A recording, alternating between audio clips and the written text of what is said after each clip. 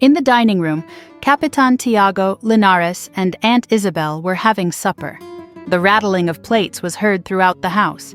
Maria Clara, who had claimed not to be hungry, sat at the piano with her lively friend Sinang, who murmured to her about the curate, Padre Salvi, who was pacing anxiously nearby. Although Maria Clara feigned indifference, she was eagerly awaiting a certain visitor, hoping that the presence of Linares, who was at supper, would keep the curate occupied. Sinang jokingly pointed out that the curate stayed until 8 o'clock because he was infatuated with Linares. Just then, the clock struck 8, and the curate seemed startled. The church bell tolled, and everyone prepared to pray.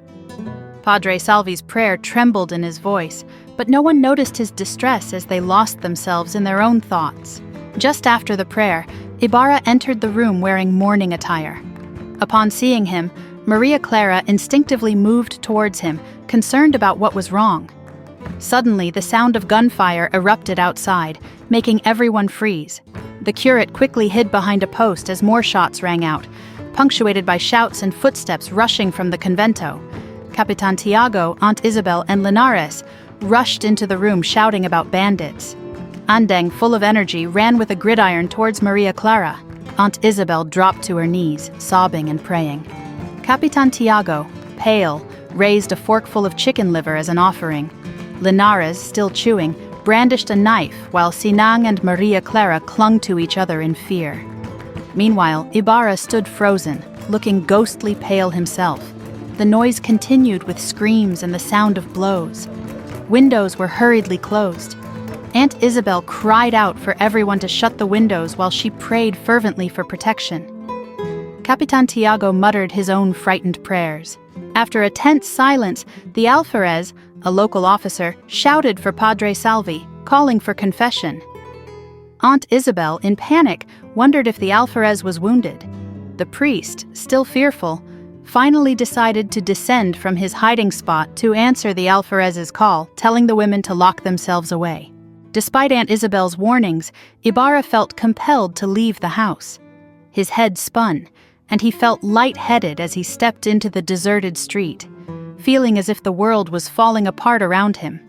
He heard more shouting and chaos near the town hall, where the alferez commanded the soldiers to secure the area and arrest anyone who seemed suspicious.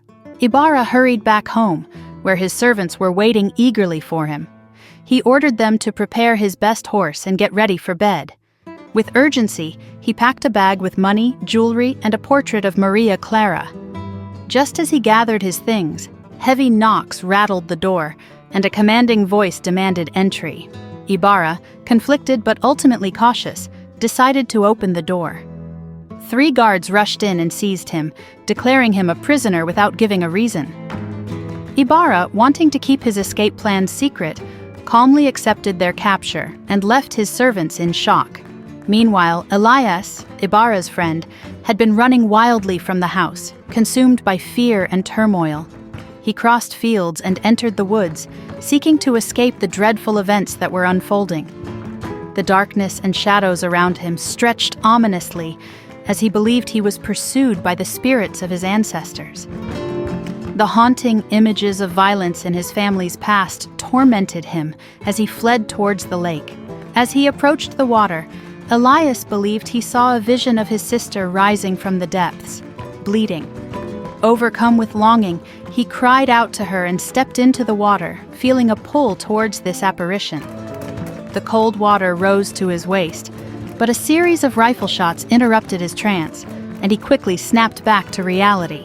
Shaken and uncertain, he returned to shore, only to find himself wandering the empty, quiet streets that seemed to echo his despair. He tried to avoid the guards, slipping through gardens. Eventually, he made his way to Ibarra's house and found the servants in disarray, mourning their master's arrest. Pretending to leave, Elias circled back and entered Ibarra's study through a window. He noticed the light of a candle still flickering as he assessed the scene. Papers, arms, and jewels spread around, remnants of Ibarra's plans. Realizing the importance of the documents, he decided to destroy them before the guards could see. Just then, he spotted guards closing in, their shadows illuminated by the moonlight. With urgency, he gathered the papers, doused them with lamp oil, and ignited a fire. As flames engulfed the room, he hastily collected the portrait of Maria Clara and escaped through the window, narrowly avoiding capture. The guards banged on the door, demanding access to find the papers. An old man tried to defend the house, but the soldiers pushed him aside and rushed up the stairs, only to be met by thick smoke billowing from the now-burning study. The cries of "Fire! Fire!" filled the air as people scrambled to save what they could. The blaze quickly spread, drawing the attention of locals who could only watch as the flames consumed the house. Water was brought, but it was too late. The fire had a mind of its own, raging uncontrollably and marking the end of Ibarra's once-respected family home. The night turned tragic as flames shot toward the sky, leaving devastation in its path.